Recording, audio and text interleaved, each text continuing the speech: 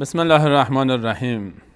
اللهم صل علی محمد و علی آل محمد كما صليت على ابراهیم و علی آل ابراهیم انك حمید مجید و بارک علی محمد و علی آل محمد كما بارکت علی ابراهیم و علی آل ابراهیم انك حمید مجید. عرض سلام دارم و ادب و احترام خدمت همه شما خوبان، عزیزان، مهربانان، یاران همیشگی برنامه سفره دل. الله رو سپاس به خاطر اینکه یک بار دیگر همین فرصت نصیب ما و همکاران بنده شد تا خدمتگزار شما خوبان و عزیزان و مهربانان باشیم در برنامه دیگر از برنامه‌های سفره دل.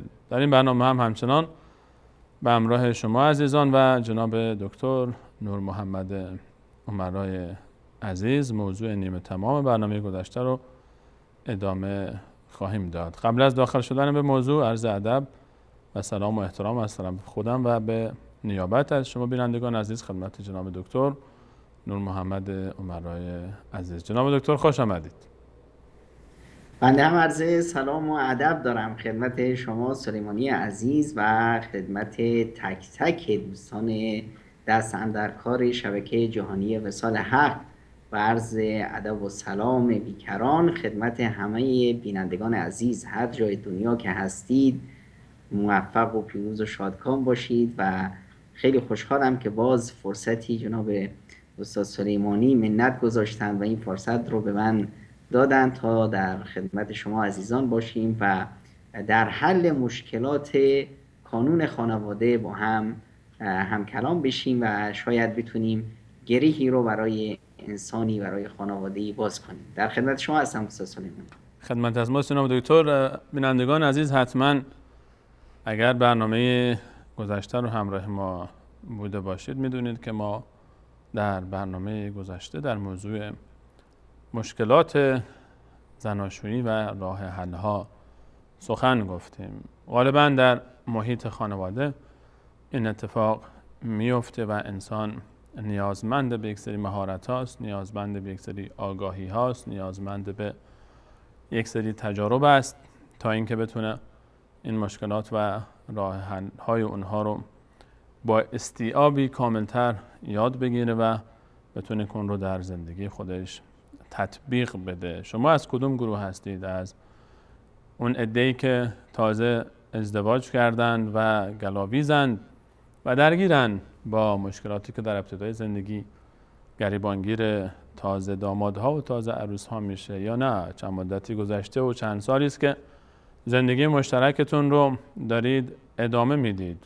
ادامه زندگی مشترک احیانا با وجود اینکه انسان زندگی مشترک خودش رو داره ادامه میده و چند سالی گذشته و چه بسا که چند فرزند هم داشته باشه، به این معنا نیست که انسان دچار مشکل نیست در زندگی خودش و اینکه مشکلی ندارن زن و شوهر با هم و اصلا فکر نکردن به راه حلش و یک مسئله رو، یک برخوردی، رفتاری که اونها رو اذیت میکنه انقدر تکرار شده که احساس میکنن دیگه فایده ای نداره که بخوان به فکر راه حلش باشن و به همون راضی شدن و میگن حالا هر چی که هست باید بسوزیم و بسازیم. از قدیم گفتن با بزرگا و مادر بزرگا میگفتن آقا دختر وقتی رفت خونه بخت، خونه شوهرش، دیگه باید بسوزه و بسازه. بر همین مبنا قبول میکنه. شما موافقید با این کلام یا نه؟ نظر شما در این موضوع چیه؟ آیا باید در محیط خانه و خانواده ساخت و سوخت یا نه؟ باید بالاخره یک دستی بالا زد، یک فکری کرد، یک راه حلی اندیشید. اصلا خود خانواده ها، اطرافیان چقدر باید اجازه داشته باشن و این اجازه رو به خودشون بدن که در محیط داخلی خانواده فرزندان خودشون دخالت بکنن؟ آیا گله کردن و شکایت کردن پیش اطرافیان، پدر و مادر عروس، مادر داماد، اطرافیان، دورتر، نزدیکتر، پدرها، برادرها، مشکل رو حل میکنه یا نه؟ تا چه حدی میشه که به اونها تکیه کرد؟ اگه مشکلی پیش اومد در زندگی که ما اصلا نتونستیم اون رو حل بکنیم، راه حل چیست؟ چیکار باید کرد؟ آخرین راه حل چه میتونه باشه در ذهن شما؟ اگر کسی این سوال رو از شما پرسید، یک نفری آمد و دوستی عزیزی با شما مشورت میکنه و از شما راه حل میخواد. چه راه حلی باید به این عزیزان ما ارائه بدیم؟ عزیزانی که ازدواج کردن و چه بسا بسیاری از این عزیزان تازه ازدواج کرده باشن و چگونه با این مشکلات برخورد کنیم اصلا. این موضوع انشاءالله و بیشتر از این که مطرح شد رو به همراه شما بینندگان عزیز در برنامه امروز به همراه جناب دکتر بررسی خواهیم کرد. مشکلات و نحوه برخورد با مشکلات رو علل خصوص برای عزیزانی که تازه ازدواج میکنن و به نظر میاد که این عزیزان در این مجال نیاز بیشتری به بررسی، تحقیق، مشورت و یا به تعبیری جامع‌تر راهنمایی دارن تا با مشکلاتی که به تازگی با اون مواجه شدن و شاید زیاد اونقدر باش آشنا نیستن و چه بسا شاید اون مشکلات رو خیلی سنگین فرض میکنن و یا خیلی بزرگ میبینن و چه بسا مشکلات خیلی کوچکی رو با یک اشتباهی، با یک برخورد نادرستی خیلی بزرگش میکنن و شاید به جاهای باریک بکشه. این موضوع انشاءالله به همراه شما و جناب دکتر در این موضوعات بیشتر سخن خواهیم گفت. البته در ابتدا اجازه بدید که بحث رو با جناب دکتر از اینجا آغاز بکنیم که اگر یک نگاهی بیاندازیم به این مشکلات، جناب دکتر شما اصل موضوع رو و اصل مشکل به وجود آمده در این خانواده رو چقدرش رو ما میتونیم تأثیرگذار ببینیم، این مشکل رو، اسباب وجود این مشکل چقدرش به قبل از ازدواج برمیگرده. حالا شاید قبل از این که ما وارد خود مسئله ازدواج بشیم و کسانی که ازدواج کردن، تا چه حدی شما اسباب ایجاد این مشکلات رو مؤثر میبینید در قبل از ازدواج، مواردی که قبل از ازدواج سبب میشن که این مشکلات ایجاد بشه؟ چه مواردی رو شما مؤثر میبینید قبل از ازدواج در ایجاد مشکل در ابتدای زندگی؟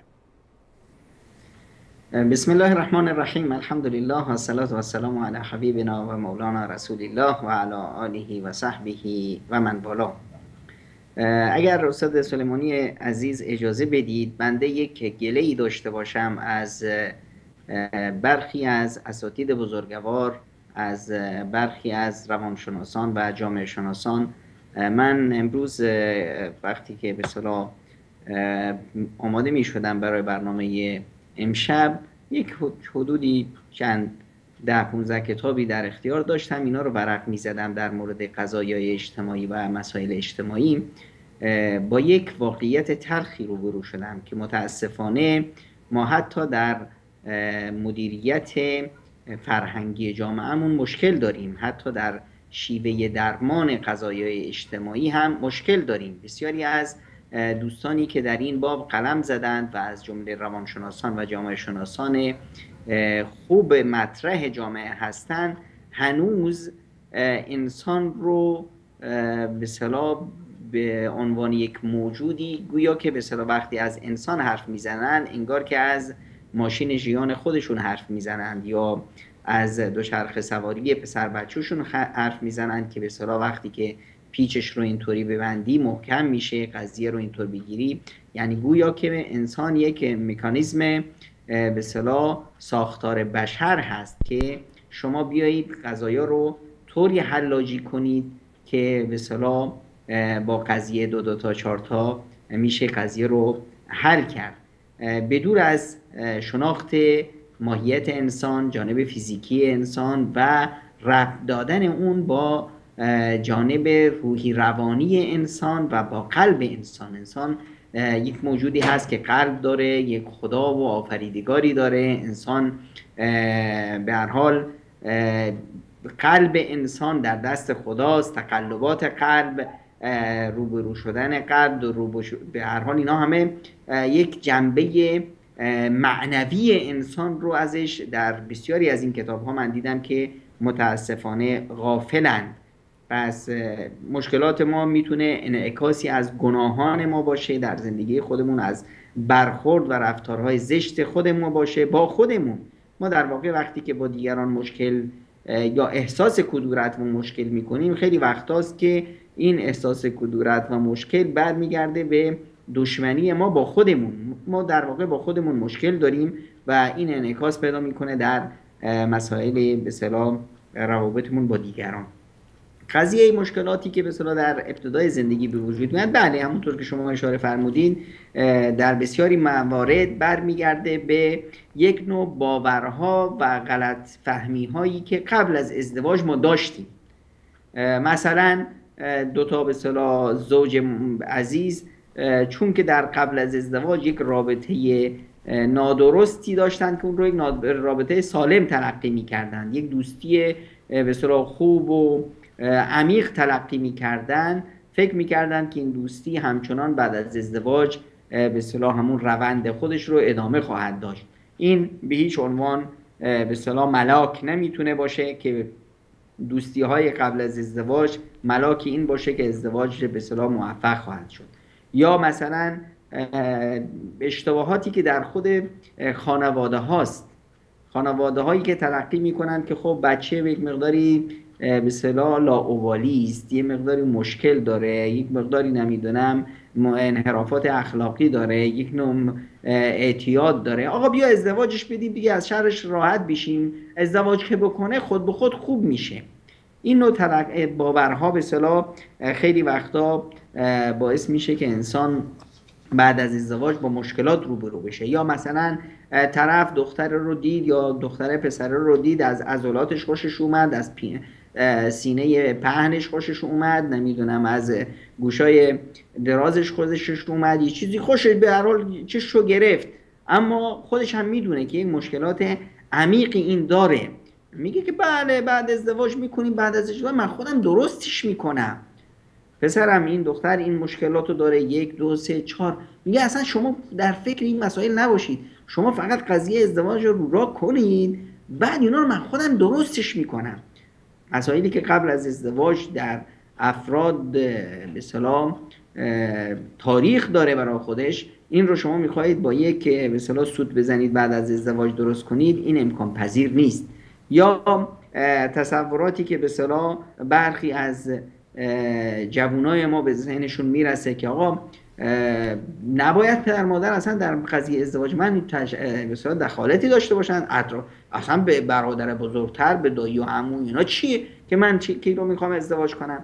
یعنی تصورات بسیار ابلهانه‌ای که من میخوام از یه خانواده دختر بگیرم، پدر مادر این دختر، خویشان این دختر هیچ حقی ندارن که در این مسئله کوچکترین دخالتی کنند. یا پسر، یعنی افرادی که به اصطلاح پدر مادری که 20 اندی سال خون جگر ریختند، این دختر رو به اصطلاح بزرگ کردن یا این پسر رو بزرگ کردن، همه زندگیشون همین بوده، سرمایه اقتصادیشون رو به پای این ریختند، جوونیشون رو به پای اون ریختند، در سختی ها و به اصطلاح مشکلات زندگی در کنارش بودند، الان یه دختری رو یا یه پسری رو آوردن به این سن و سال رسوندن، من غریبه ای که از به اصطلاح ناکجا آباد اومدم سر راه سبز شدم، دیگه همه کاره شدم، اون پدر و مادر اونا هیچ حقی ندارن در این مسائل دخالت بکنن، من میخوام زن بگیرم، من میخوام شوهر کنم. این مسائل رو به اصطلاح به این صورت ابلهانه و خودخواهانه مطرح کردن و خب بعدش هم یه تصرف نابجایی کردن، ازدواجی کردن به صورت بگیره به اصطلاح بدون خواست به اصطلاح خانواده، بدور از اینی که ما در نظر بگیریم که در ازدواج در واقع دو شخص با هم ازدواج نمی کنند، بلکه دو فامیل، دو قبیله، دو خانواده به هم نزدیک میشن و وصلت میکنن. این به اصطلاح تصورات یا این تصوراتی که ما بگیم که آقا یک زن و شوهر باید در همه مسائل با هم اتفاق نظر داشته باشن، تا میاییم ببینیم که نه بابا ما سریع که به اصطلاح سوزن هم میتونیم با هم دعوا داشته باشیم، همه کاسه کوزه رو میریزیم به پا و به اصطلاح میاییم دعوا درست میکنیم، جنجال درست میکنیم و ازدواج رو به اصطلاح میاییم به اصطلاح به هم میریزیم. یا یه تصوری که آقا اگه من خب زن میگیرم یا شوهر میکنم، حالا اگر آدم خوبی بود که خب خوبه دیگه، به هر حال به هدف رسیدم، نبود طلاق میگیرم، طلاقم راه حلی از دیگه، یه زن دیگه میگیرم یا یه شوهر دیگه میکنم. خب این نوع تصورات به اصطلاح و این نوع برداشته های بسیار پوچ و برداشته های بچگانه خیلی وقتا در ابتدای کار به اصطلاح کار دستمون میده. در ابتدای ازدواج ما میبینیم که به اصطلاح مشکلات سر راه سبز میشه و به اصطلاح همین آمارهای بالای طلاقهای ماهای اول ازدواج، سالهای اول ازدواج، واقعا به اصطلاح این پدیده بسیار زشت یا نادرست، برداشت‌های غلطی که ما از ازدواج داریم، اینها رو به اصطلاح روی آب میاره برامون. حالا جناب دکتر، غیر از مواردی که قبل از ازدواج تاثیرگذار هست در مشکلات ایجاد شده ابتدای ازدواج، حالا خب اینا مسائلی است که قبل از ازدواج حالا هر چی بوده تموم شده دیگه، بالاخره این بیشتر خطاب اون عزیزانی هست که هنوز ازدواج نکردن که برای پرهیز از مشکلات ابتدای ازدواج و کل مسیر زندگی سعی بکنن دید بازتری داشته باشن نسبت به ازدواج و یک کمی به حال با سعه صدر بیشتری و با آرامش بیشتری نسبت به این موضوع تصمیم بگیرن. ولی وقتی که به خود زندگی بیایم داخل بشیم و بعد از ازدواج در ابتدای زندگی ما شاهد هستیم و هم آمار نشون میده و هم خودمون داریم میبینیم دیگه، اگر آماری هم نبود خودمون داشتیم میدیدیم دوره بر خودمون که در ابتدای زندگی اینجوری به نظر میاد که مشکلات زناشویی در تعامل بین دو طرف ابتدای زندگی مشکلات بیشتره. علیرغم این که انسان وقتی که از بیرون نگاه میاندازه به موضوع قبل از ازدواج فکر میکنه که این مشکلات در ابتدای زندگی باید کمتر باشه. حالا ما بحثمون بیشتر روی گزینه‌هایی است که حداقل در اون شرایط نرمال به هم میرسن، یعنی با انتخاب دو طرف هست و رضایت دو طرف هست. با این وجود وقتی که هر دو طرف هم همدیگر رو انتخاب کردن و پسندیدن و گمان میره که در ابتدای زندگی که بار عاطفی و به هر حال احساس روانی که حاکم هست بر رابطه که بعد از مدت‌ها به هم رسیدن خیلی پررنگ‌تره و این گونه تصور میره که مشکلات کمتر بشه، ما میبینیم که عکس این اتفاق میفته. در ابتدای زندگی ما مشکلات بیشتری رو شاهد هستیم نسبت به آنچه که در سالهای بعد اتفاق میفته. چه عواملی رو شما جناب دکتر در این مشکلات ابتدای زندگی مؤثر میبینید و چی میشه که ما در ابتدای زندگی شاهد این مشکلات هستیم که حجم مشکلات در ابتدای زندگی برای تازه دامادها و تازه عروس‌ها بیشتر هست؟ دقیقاً اون چیزی که به اصطلاح اتفاق میفته ولی در ابتدای زندگی تقریباً در قریب به اتفاق زوجین جوان ما مشکل داریم. قریب به اتفاق خانواده هایی که به اصطلاح تشکیل پیدا میکنه، کانونهای خانواده‌ای که به اصطلاح ساخته میشه، به گونه ای ما به اصطلاح دچار مشکل هستیم.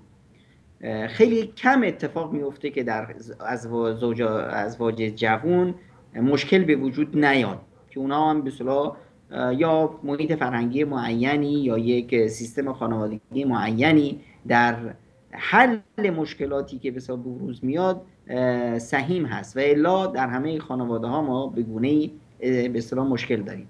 حالا چرا این مشکلات به وجود میاد؟ خب برمیگرده به سبب ازدواج. افراد چرا ازدواج میکنن؟ طرف ازدواج میکنه که به اصطلاح پدر بشه یا مادر بشه، ازدواج میکنه برای رسیدن به یک نوع آرامش، یک نوع امنیت، یک نوع عشق، یک نوع صمیمیت، یک نوع همدلی و مصاحبت، یک نوع رسیدن به یک نوع حمایت و یک تکیه‌گاهی که به اصطلاح بهش بتونه تکیه کنه، یک نوع رسیدن به یک نوع همراهی و تاییدی اصطلاح و که خودش رو هم رشد بده، هم نوع تکاملی به دست بیاره، استقلالی داشته باشه، نمیدونم در محیط جامعه به یک نوع پذیرش معینی برسه، یک خودی نشون بده. همه این مسائل طرف رو به اصطلاح تشویق کرد که ازدواج کنه. حالا که ازدواج کرد، از یک محیط اجتماعی معینی اومد وارد یک دایره کاملا متفاوت شد. قبل از این هر چه وضعیت داشت، حتی اگر کار داشت، اگر فعالیت داشت، اگر یک نوع مدیریتی هم داشت، همه چه کارایی داشت، اما سایه یک پدر و مادری، یک مسئولی بالاتری رو سرش بود. حداقل احساس میکرد، حتی اگر پدر و مادر هم نداشت، احساس میکرد که برادر بزرگی، معلمی، نمیدونم عمویی، یه مسئولیتی رو به اصطلاح تجاه اون داره. الان اومد توی یه فضای دیگه، یه فضایی که مسئولیت‌های دیگران کلاً از بالای سرش برداشته شد. الان خودش شد مسئول. قبل از این در دایره یه خانواده دیگه ای بود که اون خانواده سرپرست دیگه ای داشت. الان اومد داخل یک دایره یه خانواده ای شد که کلا از خانواده های دیگر احساس استقلال میکنه و خودش شد مسئول اون خانواده. همینطور به اصطلاح دختر خانم قبل از این مادر و پدری داشت که مسئولیت کامل اون رو به عهده داشتن، بالاسریایی داشت. الان خودش شد خانم یک خانواده با یه مسئول دیگه، با یک به اصطلاح بالاسری دیگر. الان این دو تا شخص دچار یک نوع تذبذب به اصطلاح شخصیتی هستند. از یک رو هنوز احساس میکنه و تمایل داره که پدر و مادری بالای سرش باشن، یه تکیهگاهی، یک عنصر حمایتی دیگه‌ای که قبلا داشت اون در جای خودش بمونه. از یه سو میخواد که با یک تکیهگاه، با یک سیستم جدید انس بگیره. این دوگانگی خیلی وقتا مشکل ساز میشه برای افراد. دختر احساس میکنه که اگر به اصطلاح از طرف شوهرش یک نامهری، کم مهری دید، یک نوع تنشی دید، فوراً میتونه بره خانه پدر مادر. این احساس خودش ویرانگر هست. همچنین پسر احساس میکنه که اگر دختر اذیتش کرد میتونه نهارش رو پیش مادرش باشه. این خودش باز مشکل ساز هست. عدم شناخت کافی این دو شخص از شیوه زندگی نو، از یک سیستم زندگی نو، خیلی وقتا تنش به وجود میاد و زوجین از هم دلگیر میشن. این از یک طرف. از طرف دیگه اینا تجربه هم که ندارن تو زندگی، یک تجربه جدیدی رو میخوان کسب کنن.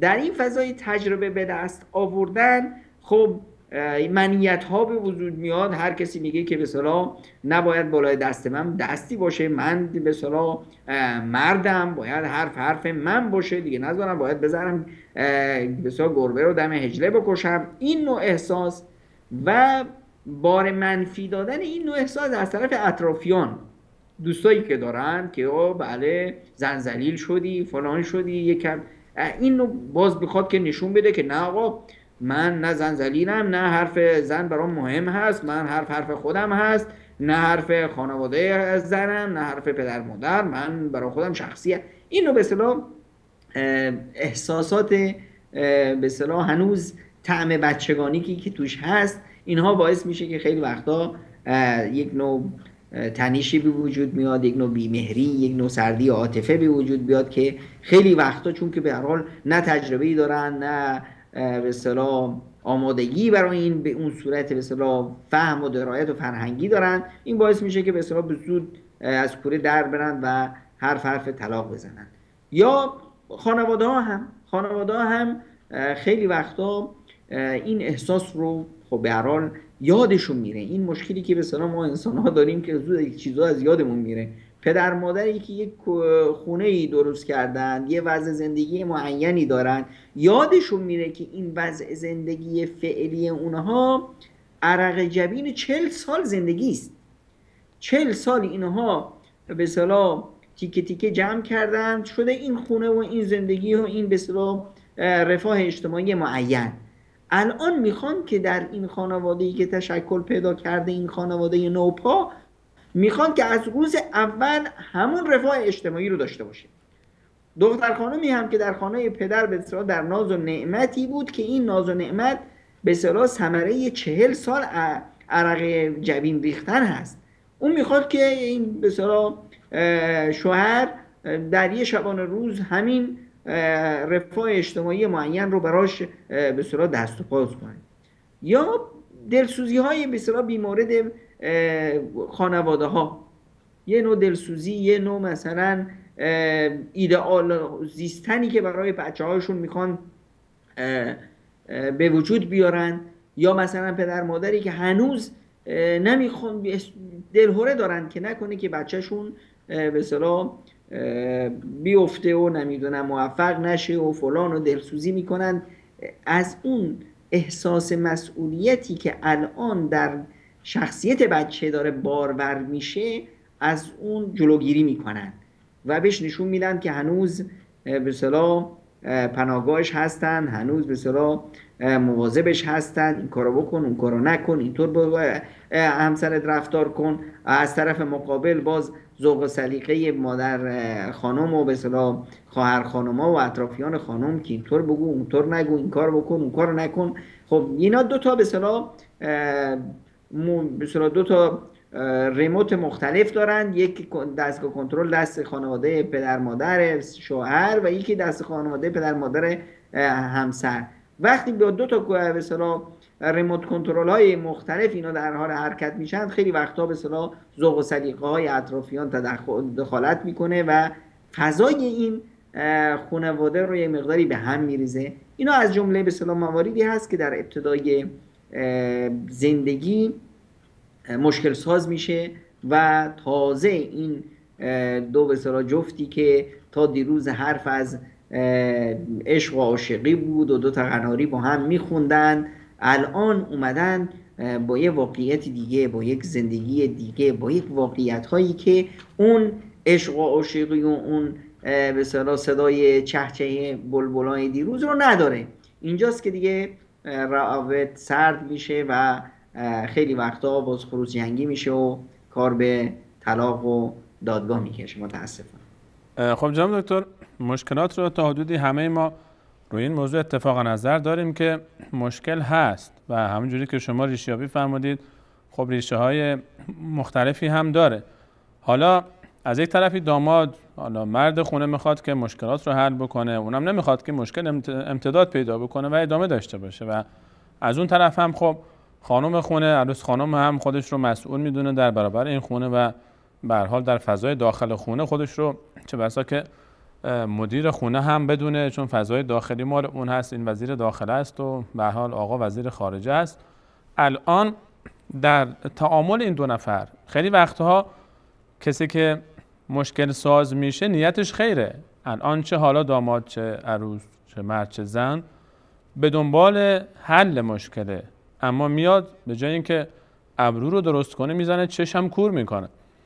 چی کار باید کرد؟ شما چه توصیه هایی دارید برای اینکه این مشکلات رو ما بهتر بتونیم حل بکنیم؟ اون موقع من گمان نمی کنم که در قالب حداقل ما گزینه هایی که داشتیم که دچار مشکل شدن، نیت یکی از دو طرف حداقل نیتش خیلی در حل مشکل، اما نتیجه‌ای که میگیره نتیجه باز نتیجه قابل پیش بینی نیست و مشکل رو بیشتر میکنه. چه نکاتی مهمه برای اینکه ما موفق تر باشیم در اینکه بتونیم به راه حل برسیم و این راه حلی که فکر میکنیم حداقل راه حل هست به نتیجه برسه و مشکل رو حل بکنه؟ ما باید یه مقدار واقع بین باشیم. همونطور که به هر حال یک خانم با یه آقا از نظر شکل و قیافه، از نظر طول و حجم و نمیدونم گندگی و لاغری و چاقی و اینا با هم اختلاف دارن، همینطور از نظر ذوق و سلیقه و نمیدونم کشش و ظرفیت و نحوه فکر و همه اینا انسان ها با هم مختلفن، اختلاف دارند، اختلاف ذوق و سلیقه‌ای هست، اختلاف به اصطلاح نحوه برخورد و سلوک و رفتاری هست، اختلاف نحوه بینش هست به شیوه زندگی. حالا ما بیایم به یک مقدار وقت بدیم، یک مقداری صبر کنیم. وقتی که شما دندون صبر بذاریم، مثلا دندون بذاریم رو جگرمون، یه مقداری تحمل کنیم، صبر کنیم، خیلی از مسائل خود به خود با مرور زمان حل میشه. مرور زمان چیکار میکنه؟ یکی اینی که ما رشد میکنیم، بینش ما تغییر پیدا میکنه، نحوه دید ما فرق خواهد کرد، رشد تکامل پیدا میکنیم. خود این تکامل به ما یاد میده که از خیلی از چیزها باید گذشت و خیلی از چیزها رو ما باورمون اصلا در مقابل اون اشتباه هست، شیوه برخوردمون اشتباه هست. برای همینه که زمان خودش حل بسیاری از مشکلات هست. همینی که زمان میتونه ما رو به اصطلاح در یک لحظه خشم، اون خشم و عصبانیت ما رو سرد کنه تا ما وقتی فکر میکنیم با یک عقلانیت، با یک به اصطلاح حداقل در همین فاصله به اصطلاح عصبانیت یک نوع دوری به وجود میاد. عصبانیت یعنی چی؟ یعنی من فلانی رو تحملش رو ندارم. همین تحمل نداشتن، حالا اگر هم در زیر یک سقفی باشیم، یک نوع فاصله عاطفی بین ما به وجود میاد. این فاصله عاطفی احیانا نیاز هست که خب صبر کنیم. با صبر ما چیکار میشه؟ احساس به حرمان میکنیم، احساس به محرومیت میکنیم. من تکامل پیدا میکنم با همسرم. الان حتی اولو در یک خونه باشیم، اینی که خداوند متعال برای به اصطلاح رفع مشکلات زناشویی احیانا اشاره دارند به اینی که به اصطلاح از در یک رختخواب با هم نباشید. فاهجروهن فی المضاجع. یعنی چی؟ یعنی بیایید یک نوع به اصطلاح دوری به وجود بیارید. این دوری حتی اگر زیر یک سقف باشه، دوری عاطفی، یک نوع بیگانگی به وجود میاد. در فضای این بیگانگی ما احساس به نیاز میکنیم. دقیقاً انگار که یک شخصی روزه میگیره، به اصطلاح غذا تو خونش هست، تو یخچالش هست، اما چون روزه گرفته بر خودش رو مجبور کرده از این غذا فاصله بگیره. حق تصرف از این غذا رو از خودش گرفته. وقتی هم میاد به اصطلاح افطار میکنه، با چه عشق و علاقه ای افطار میکنه، چه لذتی هم میبره.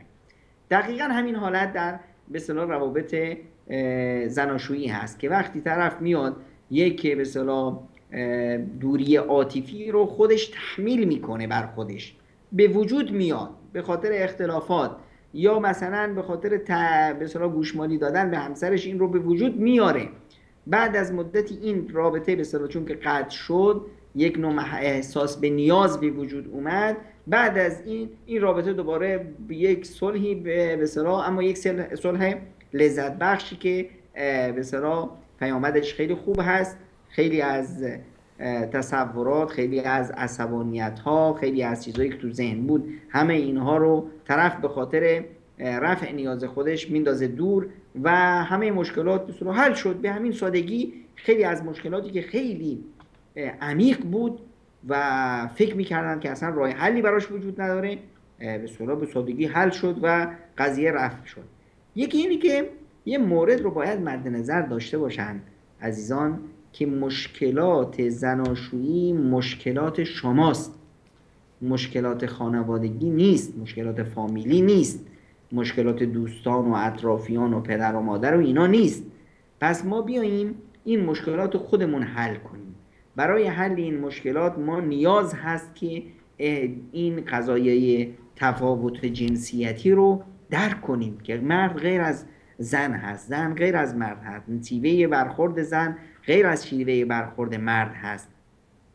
زن یک مشکل رو با یک به اصطلاح اشکی، با یک معذرتی، با یک نمیدونم احساس به اصطلاح ضعفی میتونه حل کنه و به شوهر نشون بده که من ضعیف هستم و تو شوهری و تو به اصطلاح قوی هستی و تو سرپناه من هستی، تکیهگاه من هستی. مرد همین احساس رو که گرفت خیلی به خودش میباله و فوراً تنازل میکنه و میبخشه.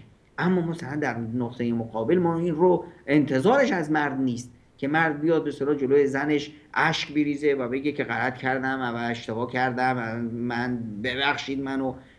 کدوم مرده که بتونه به اصطلاح همچنین کاری رو بکنه؟ همینی که مرد بیاد و به اصطلاح به خانومش بگه که امروز چطوره که بریم خونه داییمون، همین کافی است. این دیگه تمام جای اون به اصطلاح اشک ریختن ها و اون معذرت خواهی ها، همین به اصطلاح لبخندی که یه مقداری شرم آور است، یه مقداری نمیدونم خجالت زده است، این لبخند همه اون مفاهیم رو در خودش میتونه داشته باشه. ما وقتی که این مسائل رو در بین مرد و زن احساس بکنیم، شخصیت همدیگر رو بیشتر بشناسیم، این قضایا به سادگی حل میشه. یه نقطه‌ای که بسیار حائز اهمیت هست اینه که با هم حرف بزنیم. حرف زدن، با هم سخن گفتن و خودمون در فکر حل مشکلات خودمون باشیم خیلی مهم هست. حرف زدن به معنای جنجال و دعوا و مرافع نیست، به معنای این نیست که به اصطلاح نگاه من باید ثابت کنم که حق با من بوده و من چیره هستم و فلان هستم. ببینید در این مسائل ما مثلا خیلی وقتا هست که نیاز به یک پوزش داریم، این معذرت خواهی. خیلی وقتا ما باز اشتباهی که ما در درک اون به اصطلاح خیلی از عزیزان اشتباه میکنن اینه که معذرت خواهی وقتی میگیم که آقا کسی که اشتباه کرده باید معذرت خواهی بکنه. نه خیر آقا، کی گفته؟ معذرت خواهی یک جمله است، یک اظهار پوزش و ندامت هست. حالا این ندامت رو کی باید انجام بده؟ این ندامت وظیفه اون کسی هست که دنبال حل مشکل هست. آقا من میدونم که طرف مقابل میگه که اشتباه با اون هست، میدونم خودش هم شاید در داخل خودش میدونه که اشتباه هست، اشتباه کرده اما نمیخواد، میگه باید تو اشتباه کردی، باید معذرت خواهی کنی. میگه چشم، اشتباه از من بوده، ببخشید، معذرت خواهی میکنم. این معذرت خواهی به خاطر به اصطلاح این دلیل این نیست که من اشتباه کردم. این معذرت خواهی دلیل اینه که اون طرف مقابل با یک معذرت خواهی میخواد اشباع بشه، یک نوع نیازی داره، نیازش این است که کسی بیاد ازش پوزش طلب کنه. خب من اون کس باشم که این معذرت خواهی برای اشباع نیاز طرف مقابل هست، نه برای اینی که به اصطلاح من اشتباه کردم. خب این رو انجام میدم، طرف مقابل هم به اصطلاح خوشحال میشه که به اون هدفش رسید و تونست به اصطلاح حرفش رو چیره کنه، قضیه حل شد، منم فراموش کردم، اونم فراموش کرد، مشکل رفع شد. و نه از من به اصطلاح همون قبل از معذرت خواهی من همون 58 کیلو بودم، بعد از معذرت خواهی همون 58 کیلو هستم، نه از وزنم کم شد نه هیچ. این موارد رو به اصطلاح درک کنیم که بیایم با هم با نرمی، با تواضع، با کمی گذشت، با کوتاه اومدن با هم به تفاهم برسیم. اگه حرفای زشت و ناملایم نزنیم، به همدیگه بفهمونیم که به همدیگه اعتماد داریم، ما برای همدیگه سرشته شدیم، اصلا ما تراشیده شدیم برای همدیگه. در مسائلی که بسیار پوچ هست موشکافی نکنیم، اون چیزی که به ما ربطی پیدا نمیکنه موشکافی نکنیم، از هر چی بپرسیم. امروز که به صورت واتساپ دادی بودی به خواهرت، چی گفتی بودی بهش؟ رفیقت فلانی وقتی که به صورت به زنگ زده بود چی میخواست بگه؟ چرا اصلا این وقت زنگ بزنه؟ خب این حرفای پوچ، این سوالای چی که فلانی بهش زنگ زد، خب فلانی زنگ زد، من چه میدونم چرا زنگ زد، هدفش چرا بود، چرا تک زنگ زد قطع کرد؟ خب این مسائل بسیار پوچ از لقمان حکیم پرسیدن که تو این همه دانا و این همه حکیم و این همه هستی، اینا رو از کجا آوردی؟ گفت والله من چیزی که ندارم ازش نمیپرسم، هیچ چیزی که نیاز نیست، از چیزی که نیاز نیست نمیپرسم و از چیزای بیهوده به اونا هم اهتمام نمیدم، اصلا تو فکرشون نیستم.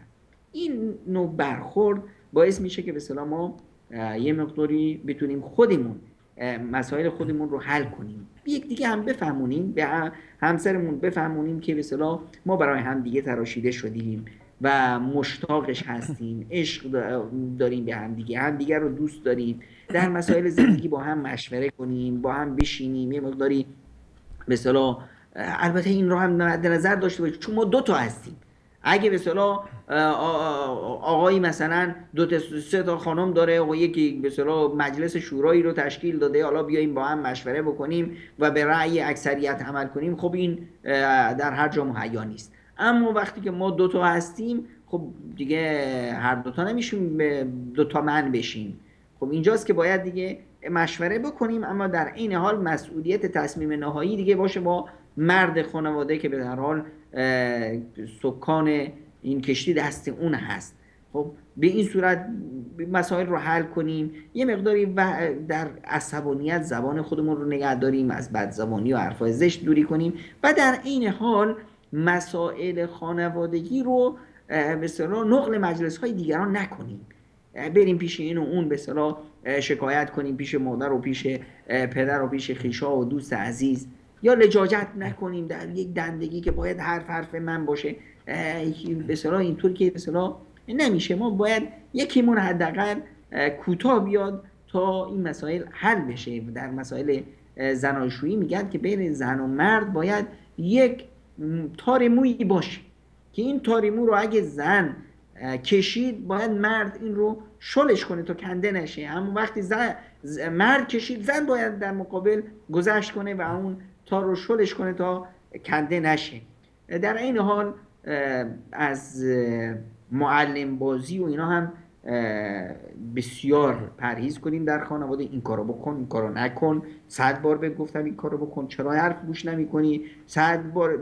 به خصوص خانم ها، آقایون خیلی بعدشون میاد. خانم خیلی وقتا هست که این ظرفیت رو داره و خیلی وقتا هست که خوشش میاد که احساس بکنه که شوهرش داره امر و نهیش میکنه، یعنی یه بالاسری داره. این خصلت در خانم ها هست. در مقابل این آقایون این خصلت رو خیلی کم میپسندند که همسرشون حالا هر چه میخواد به اصطلاح مدرک بالا داشته باشه و تحصیل کرده باشه، در مقابل شوهرش تحصیل کرده نباشه مثلا، نمیخواد که همسرش بیاد بگه که این کارو چرا نکردی، این کارو چرا نکردی، هی به اصطلاح روش سرزنشش کنه که چرا این کار، 100 بار بهت نگفته بودم که جلو مامانم این حرفو نزن، 100 بار بهت نگفته بودم وقتی که راه میری اینطوری راه برو.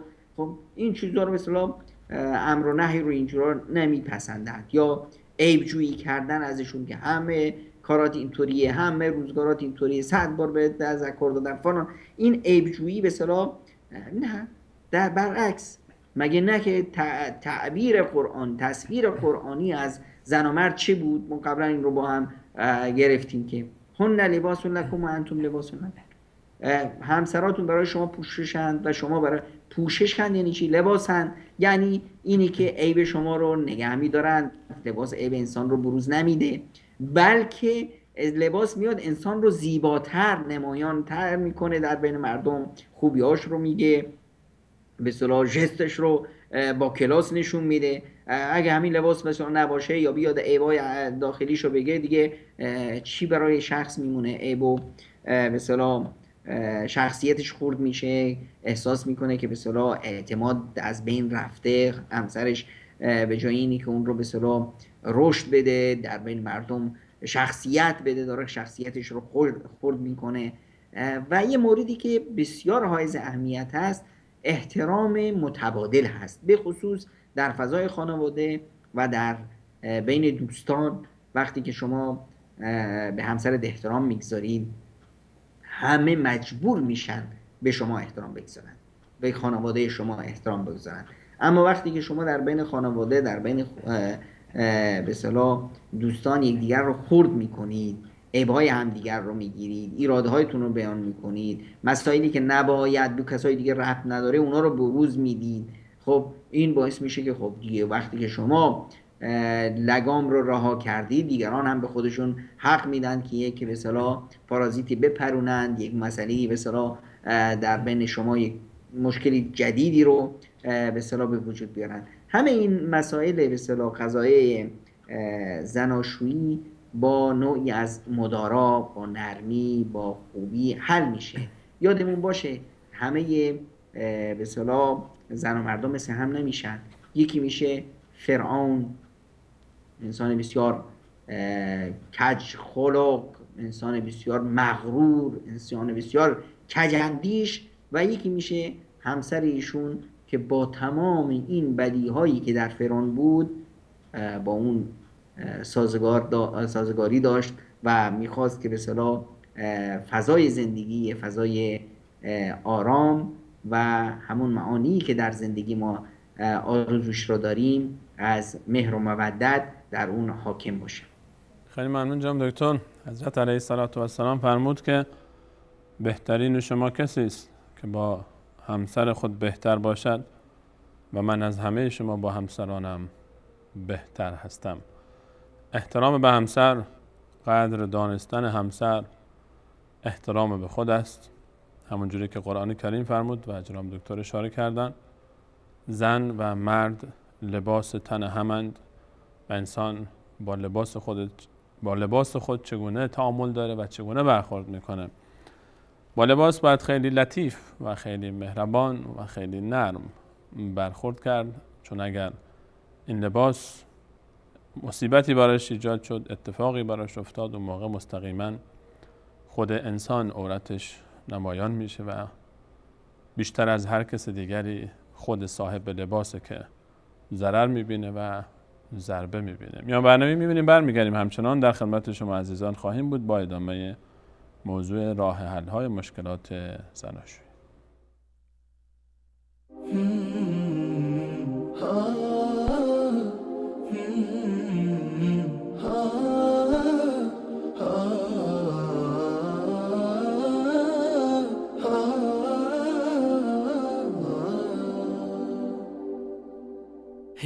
زوجتي عنوانها عنواني، وحبيبتي بستانها بستاني،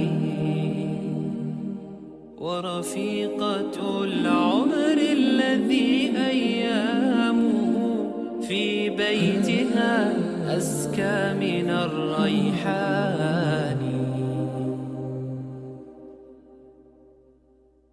هي زوجتي عنوانها عنواني، وحبيبتي بستانها بستاني، ورفيقة العمر الذي أيامه في بيتها أزكى من الريحان.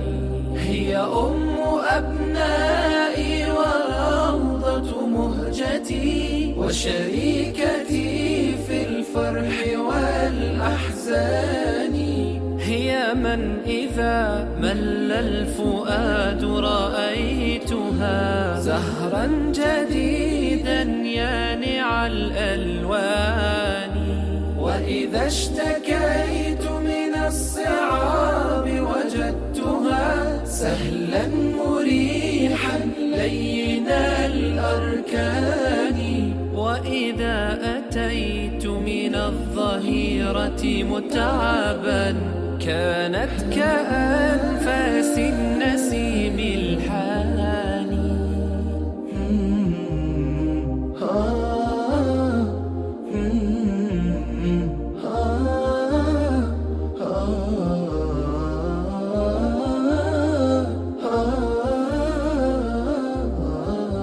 في وجهها أمل وملء عيونها، هي نعمة الرحمن يا إخواني. نمشي على درب السلام وفي يدي يدها فتشعرني بكل أماني. في وجهها أمل وملء عيونها، هي نعمة الرحمن يا إخواني. نمشي على درب السلام وفي يدي يدها فتشعرني بكل أماني. هي أم أبنائي وروضة مهجتي، وشريكتي في الفرح والأحزان. هي من إذا مل الفؤاد رأيتها زهرا جديدا يانع الألوان. وإذا اشتكيت من الصعاب وجدتها سهلا مريحا لين الأركان. وإذا أتيت من الظهيرة متعبا كانت كأنفاس النسيم الحاني. يا رب فاملأ بالمحبة بيتنا، والود والإخلاص والإيمان.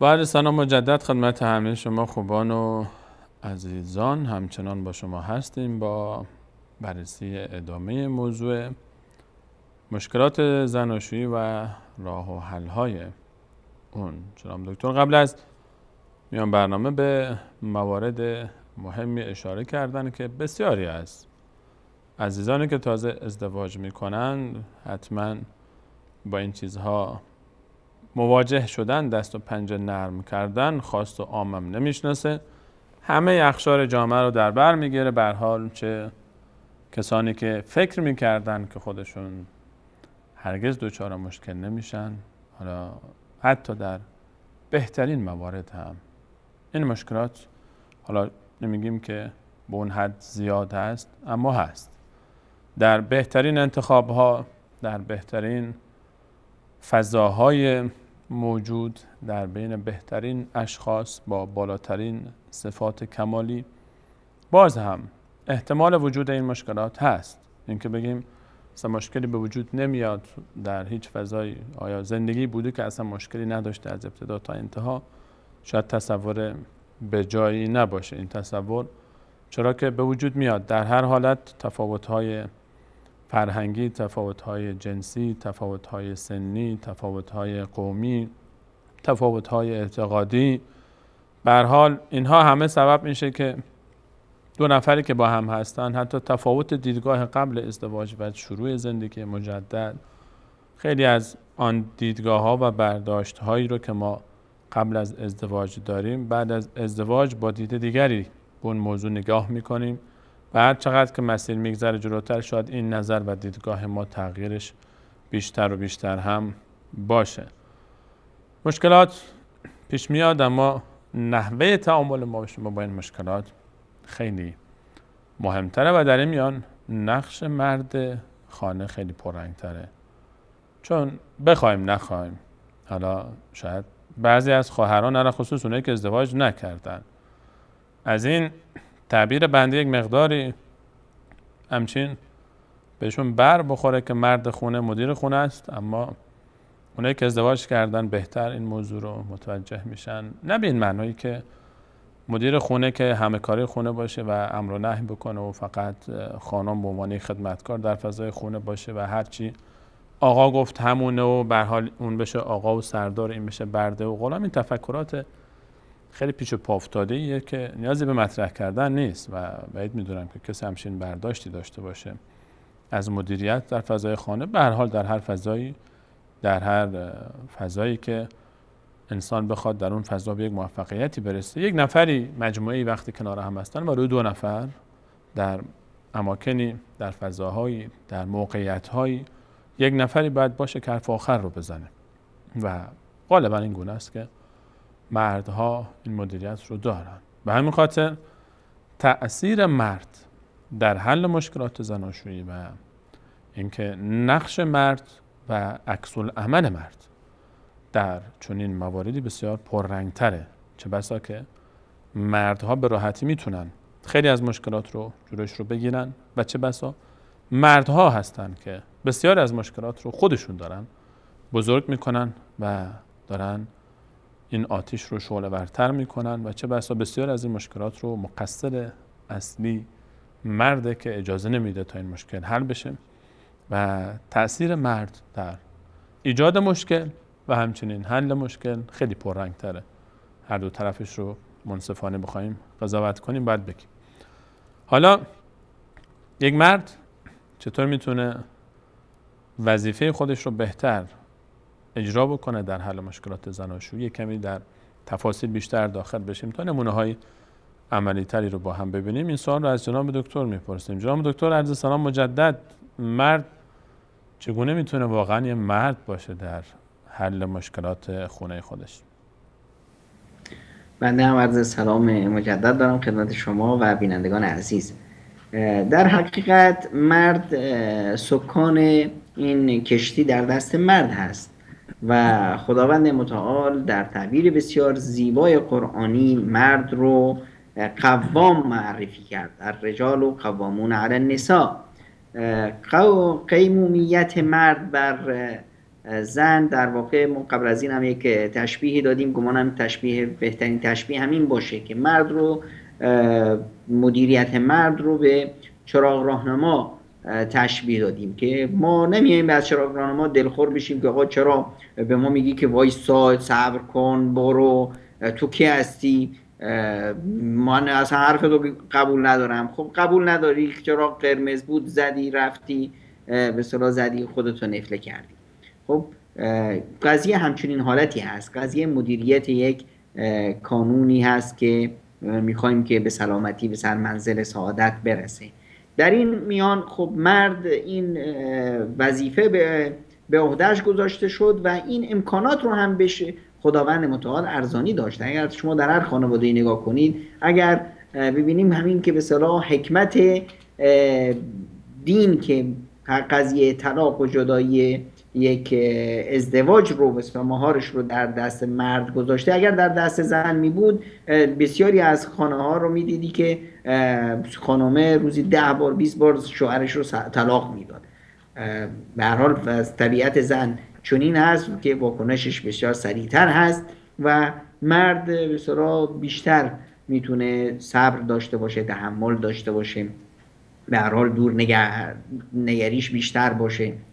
واسه همینه که مسئولیتش هم بیشتر است. بسیاری از مسائلی که در محیط خانواده به وجود میاد حلش بسیار آسون هست. اینه که مرد زن نشه، با حرکت‌های زن، با حرف‌های زن زود از کوره در نیاد. یعنی چی طرف رفته دکتر پیش مادرش. ببخشید، یعنی چی مرد زن نشه؟ یعنی اون خصلت‌هایی که در زن هست. زن عاطفه‌اش خیلی فوران میکنه زود. زن به اصطلاح قضیه حسادت خیلی روش به اصطلاح درش قوی هست. زن نمیتونه تحمل کنه که مردش مال کسی دیگه باشه، حتی اگه مال مادرش باشه.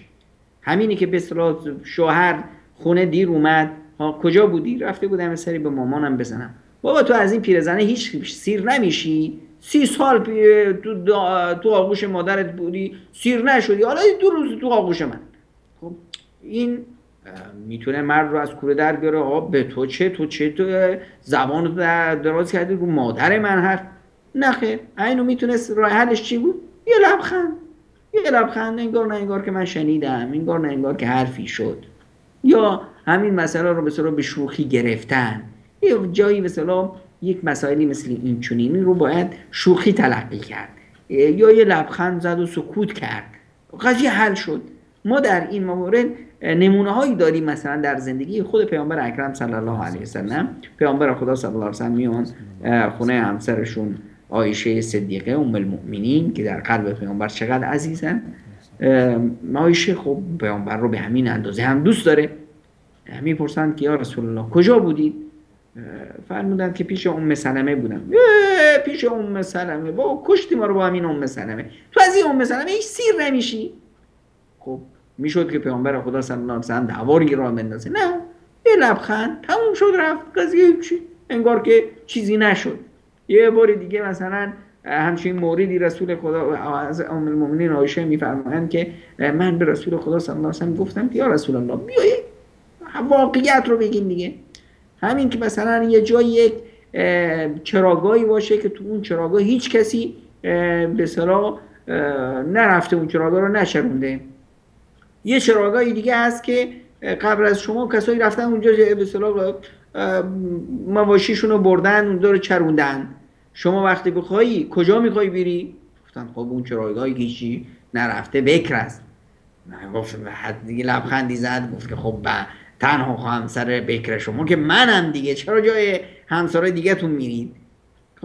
خب میتونست پیامبر خدا صلی الله علیه وسلم با این برخوردی بکنه که شما چطوری حرفو در حق دیگران میزنی فلان. نه، خب یه مسئله عادی هست، برگرفته از چی؟ از یه نوع محبت، از یه نوع حسادت، از یه نوع به اصطلاح این رو با یک چشم پوشی کردن، با یه نوع گذشت، با یه لبخند تلخ، با انگار نه انگار که شنیدی. این مسائل کوچیک و پوش رو در مسائل خانوادگی باید اینطوری باشون رفتار کرد. همون همسر یک خب به هر حال شما دیر کردی، تو خونه دیر اومدی، رفته بودی خونه خواهرت، ناهار رو هم اونجا خوردی، اومدی اینجا، خب به هر حال واکنش نشون بده، حق داره. اینجاست که شما هم نباید این مسائل رو به اصطلاح سخت بگیرید. همینجور با شوخی، بابا امروز دیگه یه روز تو زندگی ما پیش مادرم رفتم دیگه، شما به دل نگیر. والله اونجا پیش خواهرم مجبور شدم، غذا گذاشته بودم، من رسیدم سر سفره بودن، مهمونم داشتن، گفتم که حالا یک جایی به اصطلاح غذای اونا رو بخورم تا قدر آشپزی خودت رو بدونم. یه جوری به اصطلاح مسئله رو به شوخی گرفتن، مسئله رو به اصطلاح با یه لبخندی حل کردن. یا موارد دیگه هست که خب نیاز هست که یه مسائل روشن کنیم. سوء تفاهمی به وجود میاد، نمیدونم شوهر برای مادر نمیدونم یه هدیه‌ای خریده، برای خواهرش هدیه‌ای خریده، نمیدونم شوهر خواهرش مریض بود کل هزینه به اصطلاح بیمارستان رو تحمل کرد، قبل از این برادر خانمش مریض بود 1 قرون هم نتونست بده. خب اون روز نداشت، امروز وضعش خوب بود، این خانواده به اصطلاح نیازمند بودن، اون خانواده اصلا نیاز نداشتن. خب این مسائل رو شاید در اون لحظه در ذهن به اصطلاح خانم نیست، اینا رو باید روشن کرد. فلانی اومد وقتی خواهرم اینا اومدن خونه ما، ماشاءالله کبکب و دبکب و رفتی شتر مرغ خریدی و طاووس کشتی و فلان، حالا وقتی که برادر من اومده رفتی به اصطلاح نون پنیر خریدی اومدی. خب یه موقعی از اون روز طرف وضع اقتصادیش خوب بود داشت، امروز نداره. خب این مسائل شاید خانم هم ببینه در فضا هست، اما خب نیاز هست که یه تذکری داشته باشه، یک نوع گفتمان درستی باشه، یک نوع مسائل رو با عقلانیت حل کرد. یه همچین موردی ما در زندگی پیامبر خدا صلی الله علیه و سلم داشتیم، در سفری میرفتن، حضرت عایشه ام المؤمنین بودند روی یک شتری کجاوهش سبک و شتر هم قوی و حضرت عایشه هم با خودش بار چندانی نبود رو شترش. در مقابل ام المؤمنین صفیه بود که یک سوار یه شتر، اون هم شتر لاغرو و بار هم سنگی.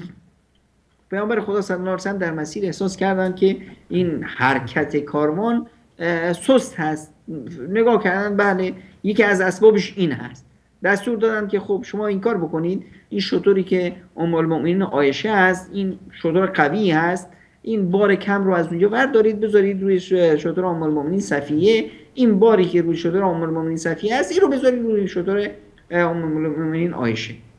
خب دی به هر حال به عایشه برخواهد خورد. یعنی چی؟ چرا همچین تغییر تحولاتی؟ منظور از این قضیه چی است؟ خب پیامبر خدا صلی الله علیه و سلم نه پرخاشی کردن، نه دعوایی رو انداختن، نه عایشه جان این قضیه خیلی ساده است، شترت ماشاءالله شتر قوی هست، به حرکت کاروان کلا تأخیر افتادیم، خب این بار رو میذاریم روی اون شتر که قوی هست میتونه بکشه و این بار سبک رو میذاریم رویش. با یک واقعا هم حرف معقولی هست، هیچ دلالت بر مسائلی نداره که روش حسادت بیاد یا پشت پرده حکایت دیگه ای باشه. وقتی این رو بیاییم همینجور صراحتاً بدون تکلف بدون دعوا مرافع این مسائل رو با یک گفتمان با یک قناعت بخشیدن حل کنیم، خب مسائل حل میشه. وقتی هم نیاز هست که یک نوع تذکری بدیم، نیاز هست که به اصطلاح نصیحت بکنیم، وقتی که خانم دیگه داره کج میره یا حرفایی میزنه که من میام تو خونه تا حرف میشه حرف خواهرت، این خواهرت نمیدونم چند بار به ما تلفن کرد، اون روزی که مریض بودی حالت رو نمیپرسید، الان ماشاءالله حتما یک کاسه زیر نیم کاسهش هست، میخواد که فلان برید خواستگاری به دخترش، میخواد که نمیدونم فلان کار براش بکنید، بله قربون پندکیفتم تا پولداری رفیقتم. به راجیه به اصطلاح برخی از خانم ها و به اصطلاح غیبت کردن این و اون، بد گفتن این و اون از خویشان، از دوستان، از همسایگان، از اینا. اینجا نیاز هست که به اصطلاح جلوگیری بشه.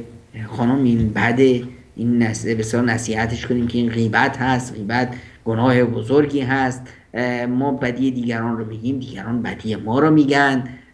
به یک نوع تذکری دادن. یه روز همچین موردی در زندگی رسول خدا صلی الله علیه و سلم پیش اومد که ام المؤمنین عایشه صدیقه همینجور اشارتاً به اصطلاح ام المؤمنین صفیه اشاره کردن، به هر حال هوو بودن دیگه، به هر حال زیاد از هم بعضی وقتا دلخور هم میشدن، اشاره کردن یعنی صفیه، همین صفیه کتوله، همچین اشاره ای که به اصطلاح صفیه دیگه قدوی کلی نداره دیگه، یه نوع به اصطلاح استهزای این نوع مسخره کردن. اینجا بود که رسول خدا صلی الله علیه و سلم تذکر داده، نه عایشه جان شما حرفی زدید، لقد قلتی کلمتا لو مزجت بماء البحر لمزجته. این چه حرفیه که داری میزنی؟ این حرف اینقدر گناهش بزرگ است که اگر این حرف رو شما تو آب به اصطلاح اقیانوس بندازی، اقیانوس کثیف میشه، آب اقیانوس به اصطلاح پر از گناه میشه. یک نوع تذکر دادن، یک نوع به اصطلاح نصیحت کردن و احیانا خب نیاز هست که یه مقدار آدم عصبانی بشه، یه مقدار صداش هم بالا ببره، یه مقدار به اصطلاح به همسر بفهمونه که نه، هر چیزی حد و مرزی داره، نباید از حد و مرزش تجاوز کرد، نباید دیگه در حق همه کس زبان درازی کرد. ما این رو در زندگی پیامبر اکرم صلی الله علیه وسلم که پیامبر نرمی رحمت للعالمین از به وصف قرآن کریم داریم که نه، عصبانی میشن وقتی که مسئله بیاد به اصطلاح از حدش بگذره. امهات المؤمنین، برخی از امهات المؤمنین از شدت محبت و وفایی که پیامبر خدا صلی الله علیه وسلم بر ام المؤمنین خدیجه داشتند و خدیجه سالیان سال بود که وفات کرده بود، غیرتی میشدن و وقتی هم حرفی میزدن که بابا بس دیگه، هی خدیجه خدیجه، شب خدیجه، روز خدیجه، هر جا رفتیم مسئله شد خدیجه خدیجه، کشتی ما رو با خدیجه خدیجه. خب رسول خدا صلی الله علیه وسلم وقتی میبینن که نه، این اصلا مغایر با قدرشناسی است، مغایر با وفاست، مغایر با دونستن قدر و منزلت شخصی مثل خدیجه که نیمی از اسلام بود، اسلام در آغوش خدیجه به اومد رشد کرد و به جامعه رسید، زحمات خدیجه رو نادیده گرفتن، این غیر قابل برداشت هست. اینجاست که رسول خدا صلی الله علیه و سلم عصبانی شدن، فرمودن کیف قلت، چی گفتید؟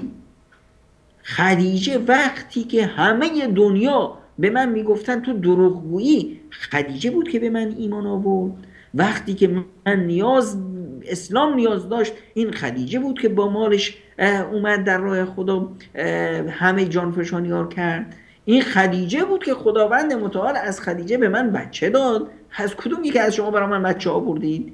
خب اینها رو به صورت میبینیم که پیامبر خدا صلی الله علیه وسلم سرزنش میکنن، احیانا عصبانی هم میشن. نیاز هست که در مواردی این چنینی یه مقداری اخمامون هم تو هم بندازیم، یه مقداری صدامون رو بالا ببریم تا این به اصطلاح فضای به اصطلاح احترامی بمونه، فضایی که تو اون گناه نیست، تو اون به اصطلاح زندگی ما دخالت مودماغ شده زندگی دیگران نیست، حرفای دیگران رو بیاریم بگیم، بدی اینو بگیم، بدی اونو بگیم، تو مسائل دیگه که به ما ربطی پیدا نمیکنه دخالت کنیم، جنگ‌های دیگران رو بیاریم تو فضای خونه خودمون، اینجا به اصطلاح ما دعوا رو بندازیم. اینجا نیاز هست که یک نوع حد و مرزی باشه و این حد و مرز احیانا نیاز به یک نوع سخت گیری کردن، یک نوع دعوا راه انداختن هم به اصطلاح نیاز هست که باشه، یک نوع عصبانیتی هم نیاز هم هست که باشه.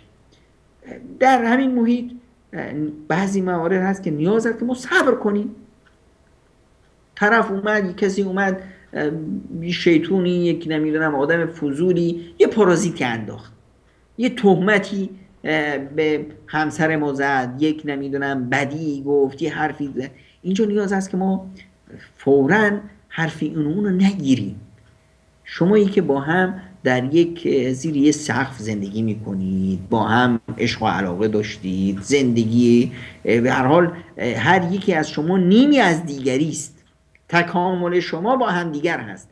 اینجا دیگه خیلی بده که بخواد به خاطر نمیدونم یه پارازیت فلانی، به خاطر یه حرفی که فلان کس گفته، یه شایعه‌ای که فلانی انداخته، یه شکی که بسیار شیطان تو دل ما انداخته، بیاییم رو هم دیگه شک کنیم، بیاییم نمیدونم دعوا و مرافع را بندازیم، بیایم بگیم که بله اگر واقعیت نداره دلیل بیار. بابا چی شده که دلیل بیارم؟ چه به اصطلاح چون که حرفی فلانی زده، بر هر کسی یه حرفی زد من باید برم براش یک به اصطلاح پرونده باز کنم، براش نمیدونم وکیل مدافع بگیرم و بیام زندگی خودم رو داغون کنم؟ نه. ببینیم در زندگی رسول خدا صلی الله علیه وسلم به ام المؤمنین مادر مؤمنان اون همه مثلا تهمت زدند، اون حرفای زشت زدند، حرفایی که قرآن کریم با اون شدت با اونها برخورد کرد، همه اینها به وجود اومد و ما دیدیم که رسول خدا صلی الله علیه وسلم در تمام این مدت صبر پیشه کرده بودند و با عقلانیت و با مهر و عطوفت همچنین مسائل رو به اصطلاح حل میکردن. در قضایی که به اصطلاح جنجالایی که به وجود میاد، اختلاف ایده ها و اختلاف برخورده ها و اختلاف اندیشه هایی که بین همسر با پدر و مادر، با نمیدونم خواهر برادرها، با خویشا، با اینا به وجود میاد، ما نیاز هست که این مردی که به اصطلاح این قضایه رو مدیریت کنه، یک نوع قضاوت به اصطلاح قضاوت عادلانه باشه، هر کسی که به اصطلاح اشتباه کرده بود مسئولیت به اصطلاح اشتباهش رو بپذیره. حالا اشتباهی از مادر بود دیگه بیایم زن رو به اصطلاح محکوم کنیم به خاطر اینکه به اصطلاح ضعیف‌تر هست. نه خیر، اگر قرار است به اصطلاح اشتباه رو به اصطلاح حل بکنیم، مسئله رو حل بکنیم، بله میتونیم از همسرمون بخوایم، چون که جزئی از ماست، که بره از مادر که به اصطلاح ظرفیت تحملش کمتر هست، سال خورده هست، بره یک نمیدونم معذرت خواهی بکنه. این رو حق داریم، میتونیم این رو از همسرمون بخوایم، اما دیگه لازم نیست که ما بیاییم در هر مسئله‌ای ضعیف رو به اصطلاح متهم بکنیم و همه کاسه کوزه رو سر اون بریزیم. و اگر مثلا بین همسرم و بین خواهرم مشکلی به وجود بیومد، بیایم با اینا رو با هم بشونیم، دعوایی به اصطلاح سرصداهایی بکنن، اما این سرصداها در زیر کنترل من باشه. شمایی که به اصطلاح همسر هستید، شمایی که آقای این خانه هستید، شما که میخواید این مشکلات رو حل کنید، با این رو مد نظر داشته باشید. بذار اینا با هم دیگه به اصطلاح دعوا کنن، یه مقدار سر صدا به هم بالای هم ببرن، بعدش آخرش خب حل چی هست؟ مشکل از ایشون بود یا از شما بود؟ خب مشکل روی چی بود؟ مشکل رو شناسایی کردن، راه حل چی هست؟ 1 2 3 4 مورد راه حل در ذهنمون بذاریم. خب کدوم مورد بهتر هست؟ یا این، یا با هم قهر بشیم، طول عمر زندگیمون رو تلخ کنیم، یا بیایم به هر حال این اشتباهی شده، یک اشتباه، شما معذرت خواهی کن، شما نمیدونم این خسارت رو پرداخت کن، تموم شد، قصه به هم رسید. بیار همچین موردی رو ما مثلا در زندگی پیامبر خدا صلی الله علیه و سلم داریم که پیامبر مهمون داشتن تو خونه یکی از امهات المؤمنین. یکی از امهات المؤمنین که به حویشون بود، دیدن که پیامبر خدا صلی الله علیه و سلم مهمون دارند، خب منم غذایی درست کردم، خب بفرستم، یک نوع احترامی برای مهمون هم میشه. اما خب این خانواده دیگه، این همسر دیگه پیامبر خدا صلی الله علیه و سلم غذا فرستاده تو خونه من، یعنی این که غذای من به اصطلاح خوب نیست یا میخواد خودش رو پیش پیامبر خدا صلی الله علیه و سلم شیرین کنه. عصبانی شدیم، این به اصطلاح کاسه‌ای که آورده بودن، ظرفی که به اصطلاح توش غذا بود، این رو به اصطلاح زد، افتاد زمین، شکست. و پیامبر خدا صلی الله علیه و سلم خب نه عصبانی شدن نه چی، مسئله‌ای که به اصطلاح اتفاق میفته. این مسئله پشت صحنه‌اش چی است؟ پشت صحنه محبت هست، غیرت هست.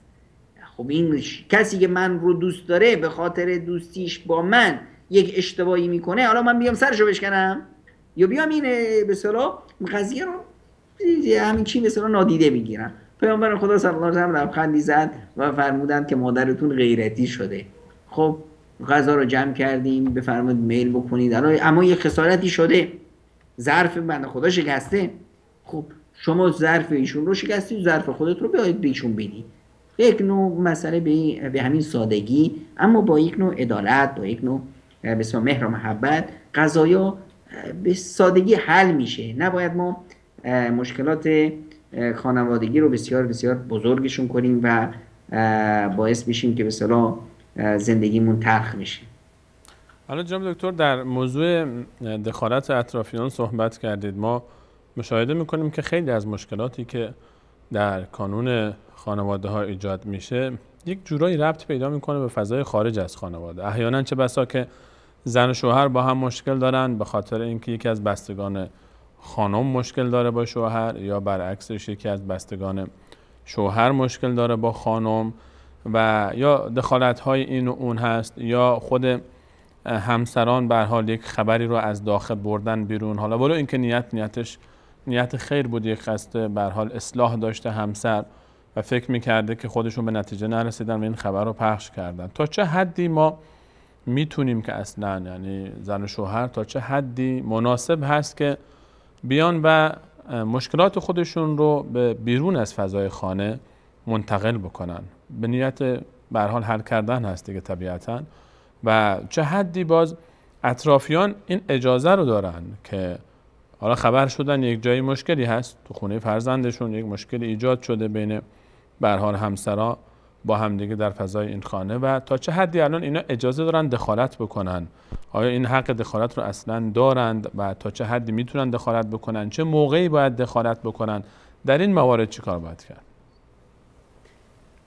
در به اصطلاح قضایای اختلافات خانوادگی، مشکلاتی که در خانه به وجود میاد، ما از ابتدای امر بر این به اصطلاح فرضیه رفتیم که قضیه زناشویی یک نوع تکامل هست. من از خودم میخوام به خودم شکایت ببرم. به کجا میخوام شکایت ببرم؟ قضیه اینه که من شکایت به خودم ببرم، خب چیز عاقلانه است که من شکایت ببرم به همسرم، اشتباه همسرم رو به خودش گوشزد کنم یا ایشون به من گوشزد بکنه. اما که من برم از خودم شکایت ببرم به کسی دیگه، این کاملا حرکت ناعاقلانه ای هست. بی معنا که ما در مسائل به اصطلاح زناشویی، در قواعد زناشویی در قرآن کریم، حتی قرآن کریم میاد یک قانون برامون میذاره. قانون اول اینه که الرجال قوامون علی النساء، مسئولیت مدیریت خانواده با آقاست. بعدش و عاشروهن بالمعروف، آقایونی که شما مسئول شدید، شما وظیفه دارید با خانمهاتون، با همسراتون به خوبی رفتار کنید. ولهن مثل الذی علیهن بالمعروف، همونطوری که به اصطلاح بر همسرها مسئولیت هایی هست، برایشون حقوقی هست. و اگر احساس کردید که همسرتون به اصطلاح میخواد این قانون خانوادگی رو به هم بزنه، و لاتی تخافون نشوزهن، اونا رو فعیذوهن، به اصطلاح نصیحتشون کنید.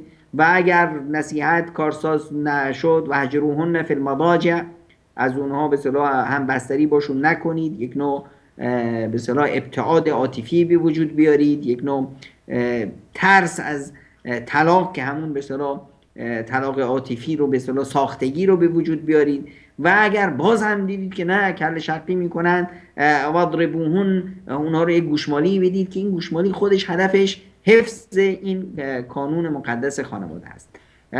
اما در مقابل اگر زن دید که به اصطلاح شوهرش کل شقی میکنه و میخواد که فضای خانواده رو به هم بزنه، و این امرأة خافت من بعلها نشوزا او اعراضا فلا جناح علیهما ان یصلحا بینهما، اگر زن دید که به اصطلاح مرد به اصطلاح داره از کوره در میره و زندگی رو به هم میریزه، بیاد باشه این نوع تصالحی بکنه، یک نوع صلحی به وجود بیاد، حتی اگر این صلح بر اساس یک نوع گذشته هایی باشه، یک نوع عقب نشینی های از زن باشه، یک نوع به اصطلاح جانفشانی های از زن باشه که از یک مقداری از حقوقش حتی بگذره.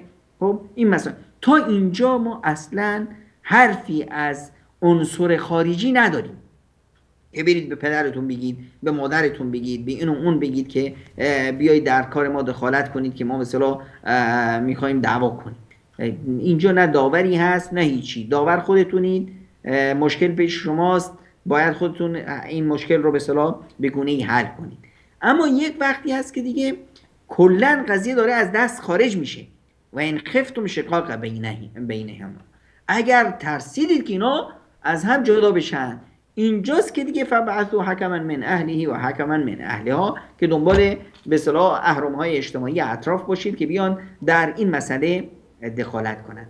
حالا تا مسائل بسیار حاد نشده، نباید زن و مرد قضایای داخل خونه رو به بیرون از خونه درز بدن. نباید کسی بدونه که تو این خونه چه میگذره. حالا اگر ما این کار رو نکردیم، این قواعد رو ما پشت زیر پا گذاشتیم و بهشون توجهی نکردیم، ببینید که چه پیامدهای بدی داره.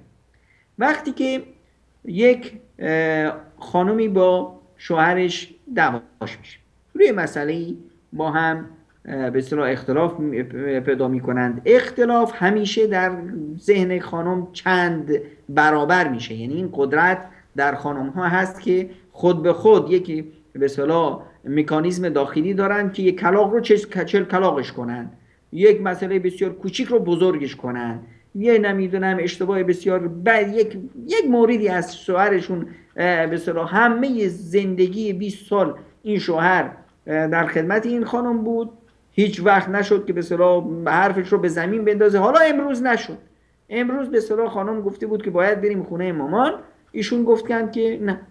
تو هم میبینیم که همون لحظه خانم میگه که تو عمرم یه بار ندیدم که تو رو حرف من باشی، همیشه باید حرف خودت باشه. ای بابا 20 ساله که من همه دنیا به من میگن زنجلیل، من رو حرف تو میرم، تازه یه دفعه من نمیتونم حرفت رو عملی کنم. میبینیم که همه این به اصطلاح 20 سال رفت هوا. خب این طبیعته. به هر حال به اصطلاح واسه توصیف رسول اکرم صلی الله علیه و سلم از خانم ها همین بود که به اصطلاح من در به اصطلاح در جهنم درصد آمار خانم ها بیشتر بود. خب سببش چی بود؟ گفتن یا رسول الله سببش چی است؟ فرمودن که تکفرن العشیر. ما همینه که شما به اصطلاح کفران نعمت میکنید که یک موردی به اصطلاح کوچیک به وجود میاد، اگر یک بدی از شوهرتون دیدید فوراً میگید که والله تو زندگیم یه خوبی هم ازت ندیدم، کل همه زندگی رو به اصطلاح زیر سوال میبرید. حکایت چی هست؟ وقتی شما میایید یک مورد همچنینی پیش اومده، شما میرید پیش نمیدونم خواهرتون، حالا که مثلا نیاز هم نیست که برید دیگه، فوراً تلفن برمیدارید، واتساپ هم میزنید که به اصطلاح خرجت هم نشه. بله این شوهر اصلا هیچ تو زندگیم ازش خوبی ندیدم و فلان ندیدم و فلان. خب یه مشکلی بود، روز بعد این مشکل حل شد. به اصطلاح شوهر برات یه هدیه خرید، نمیدونم یک قضیه عاطفی و همه و اینا حل شد، در حال مشکل شما باز شدید که به اصطلاح شیر و شکر با هم. اما در ذهن خواهرت کاشتی که این شوهر سختگیره، این شوهر لجوجه، این شوهر بخیل خسیسه، این شوهر نمیدونم فلانه. شما قضیه‌ای که تو ذهن شما بود، مشکلی که در نزد شما بود حل شد، اما در ذهن خواهرت این مشکل حل نشد. شما مشکل گذاشتید، الان تو ذهن این خواهر هست که بله شوهر خواهرم یک انسان بسیار بدی هست، انسان نمیدونم لجوجی هست، انسان خودخواهی هست، انسان فلان. بعد همون شوهر به اصطلاح خواهره میره به خواهر دیگه میگه اوی اوی اوی اوی ما بدبخت شدیم، ما این خواهرمون رو دادیم به فلانی، این آدم خیلی پستیه، خیلی نمیدونم فلانه علانه. عجب، نه والا خودش به من گفته. خب بعد خواهر بعدی به بعدی تو کل فامیل یک صدایی در دور از گوشهای این خانواده در جریان هست برای ترور شخصیتی این خانواده. در واقع ترور شخصیتی این شوهر ترور این شوهر نیست. الان در محیط خانواده عیب مرد عیب زنه، نقص زن نقص مرده، پس این خانواده ترور شد. الان ببینید همین مورد همینطور میگرده تو دل مردم بزرگ میشه، به این و اون میرسه، همه یک تصوری دارن. حالا این تصور نقطه اصلیش چی بود؟ یک عصبانیت خانم که به بیرون درز کرد. خود خانم الان این حرف رو قبول نداره، خود خانم الان با هم اینو شیر و شکر شدن، اما بیرون این انعکاس اینطوری بود. بعد رسید به اصطلاح به برادر دیگه، خوب شد به من گفتید والله، من تازه داشتم فکر این بودم که برای پسرمون فلانی از این خانواده دختر بگیرم، خوب شد که این حرف رو فهمیدم. الان ببینید پیامدهاش چی شد. کسی قرار بود از اینجا خواستگاری بگیره، خواستگاری از دست پرید. کسی میخواست بیاد به اصطلاح که اینا میخواستن جایی برن دختر بگیرن، حرف رفته بود، الان این حرف رسید با دختر فراری داده شد. کل این منظومه فامیلی به هم خورد، فقط و فقط به خاطر چی؟ به خاطر همین اشتباه این خانم. این از یه جانبش. یه جانب دیگه هم این خانم هایی که میان هی شکایت میکنن، مثلا از شوهرشون پیش خواهرشون بد میگن، پیش برادرشون بد میگن، پیش پدر مادرشون، اینا پیش همسایه، اینا در خود به خود در خودشون احساس میکنن که واقعا من یک انسان مظلومی هستم، من یک انسان بیار و یاور و بی‌درمانده‌ای هستم، من واقعا قربانی شدم، من اسیر این فرد هستم. ببینید برای من هیچی نکرده، هیچی موردی نه زندگی اون چنانی مثل خواهرم دارم، نه نمیدونم ماشینمون مثل ماشین فلانی هست، نه وضع زندگیمون طلاها کجا طلایی من دارم، ببین خواهر دیگه هم 100 تا سرویس داره. این همیشه احساس میکنه که یه درمونده است، یک بی کس و بی یار و یاور هست، یه مظلوم و یه قربانی و یه بیچاره، یه اسیر هست. این اسیر یا خودشون میگه کنیز، این کنیز هیچ وقت در زندگیش لذت نخواهد برد. چرا؟ چون که مخش، عقلش به این صورت داره واکنش نشون میده که من برده‌ام. برده یا اسیر یا کنیز دیگه حالا شما هر چی بهش بدید اون لذت نمیبره، اون فکر میکنه که دیگه من کنیزم.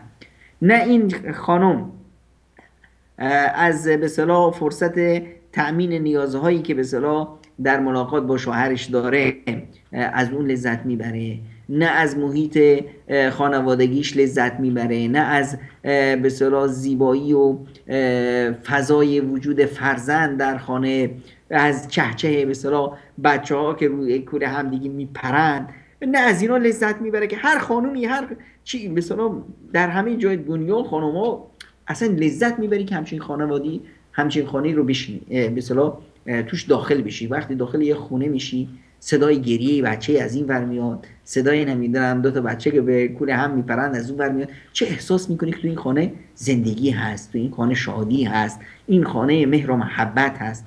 اما این خانم که اصلا مالک اصلی این خانه هست از هیچ چیزی از اینها لذت نمیبره. از یه طرف خودش رو، خانوادهش رو از جامعه طرد کرده، از یک طرف خودش رو از این فضا و از این فضای خانواده طرد کرده، یک نوع به اصطلاح طلاق عاطفی رو بر خودش تحمیل کرده.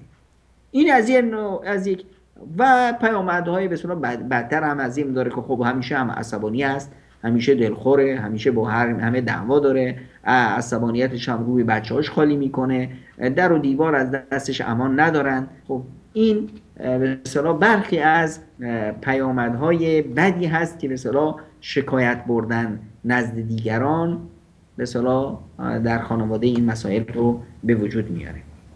جناب دکتر، ما وقتمون حدوداً دیگه میشه گفت کاملا به پایان رسید. انشاءالله ادامه موضوع رو همچنان به همراه شما و بینندگان عزیز در ابعاد دیگری از مشکلاتی که بین زن و شوهر وجود داره ادامه خواهیم داد. اما قبل از خداحافظی صحبت پایانی شما را بینندگان عزیز میشنویم.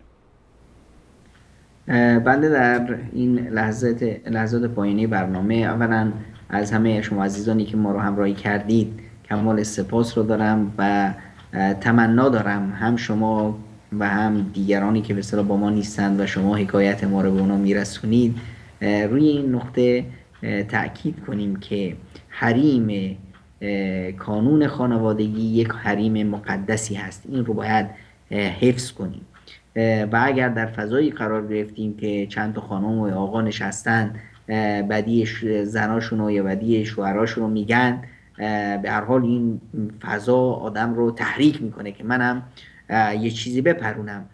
خواهشاً شما تحریک نشید و در این فضا شریک نشید و سعی کنید که به اصطلاح به خانواده ها برسونید که این فضای مقدس رو همچنان حفظ کنند. تا دیداری دیگه که خداوند متعال فرصتی بده و استاد سلیمانی منتی بذارن و دعوتمون کنن برای سفره دلشون. انشاءالله شما عزیزان رو به خدای منان میسپارم و از همتون التماس دعا دارم. خیلی ممنونم جناب دکتر از حضور شما در این برنامه. منت گذاشتید بر دیدگان ما و افتخار دادید، استفاده کردیم از صحبت‌های زیبای شما و جای تشکر داره از حضور شما بینندگان عزیز تا این لحظه از برنامه. و همچنین انشاءالله ما این موضوع رو در برنامه‌های بعد در مباحثی که به هر حال نیاز هست احساس می‌کنیم که بیشتر باز بشه، مباحثی که تلخ است، زخم‌های تلخی که و زخم‌های دردناکی که بیان کردنش هم درد آور است، اما متاسفانه مجبوریم که به اون موارد هم بپردازیم و مواردی که احیانا متاسفانه مشاهده میشه در فضای داخل خانه که انشاءالله باز برای اینکه منتظر باشید در خلال هفته پیش رو انشاءالله در برنامه بعدی سفره دل انشاءالله این موضوعات رو مطرح خواهیم کرد. همراه ما باشید در برنامه بعدی. تشکر خاص از احمد جان، فرید منیر احمد و رفیع الله و محمد جان و مهندس ثناءالله در بخش کنترل و همچنین از همه شما عزیزان که تا این لحظه ما رو یاری کردید. در پایان از الله متعال برای خودمون، گذشتگان خودمون، همه شما بینندگان عزیز هم دعا بکنید و آمین بگید. رحمت، بخشش و مغفرت رو خواهانیم. الله یار و نگهدارش.